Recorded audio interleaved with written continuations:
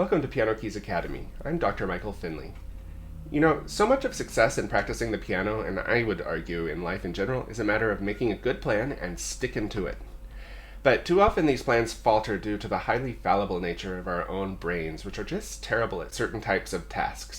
I'm going to focus on 3 practice strategies that I think we all know are important. Practicing slowly, practicing with a ton of repetition, and breaking pieces down into small sections. All 3 of these plans are solid, but for them to work as intended, we need to stick to the plan, which can be where things break down. So what we need is an impartial referee outside our own heads to keep ourselves honest. Here are 3 tools I recommend to help you stay on task in the practice room: a metronome, a spreadsheet, and blinders. So number 1 is a metronome. Hopefully you all own a metronome, or at least a metronome app. This one may seem like the most obvious, but far too many of us fail to use it effectively. There's no better sheriff in town. The metronome will never lie to you. If you know you need to be practicing slowly, then using a metronome to keep you from speeding up is key. It's also the most effective way I know to bring a passage up to your goal tempo. It's just capable of much more precision than our brains are, so working something up notch by notch with a metronome will generally lend much better results than trying to get something gradually faster on your own without the help of a metronome. Tool number 2 is a spreadsheet. So one strategy I use to solidify a piece is to do a certain number of repetitions at 50% tempo, then the same number of reps at 60%, 70%, 80, 90, and 100%. This framework doesn't work for everything, but it's a good place to start for a lot of things. So in order to execute this and hold myself to account, I used to make a spreadsheet where I would have a row for each tempo and a column for each repetition, and I would have to check off every repetition as I complete it. I still have the template that I used for this, which I have linked in the description as a Google Sheet.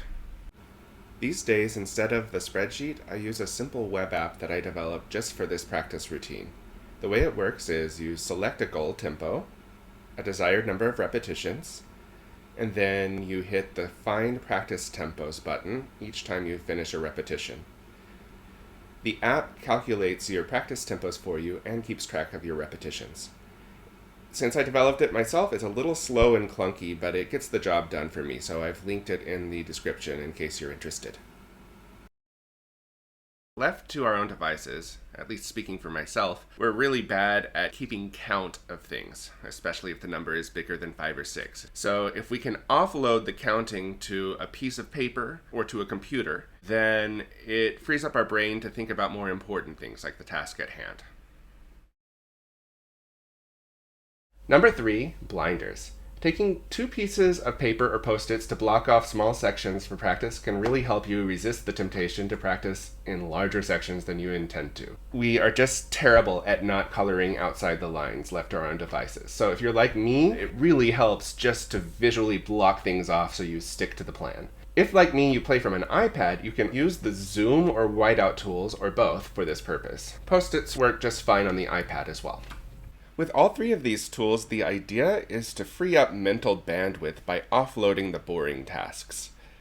By outsourcing these procedural tasks to a machine, your brain is freed to do the kind of analytical and creative work that it's much better at. So I hope this video helps you. If you like this, smash that subscribe button for more great content from Pianokeys Academy. And until next time, happy practicing.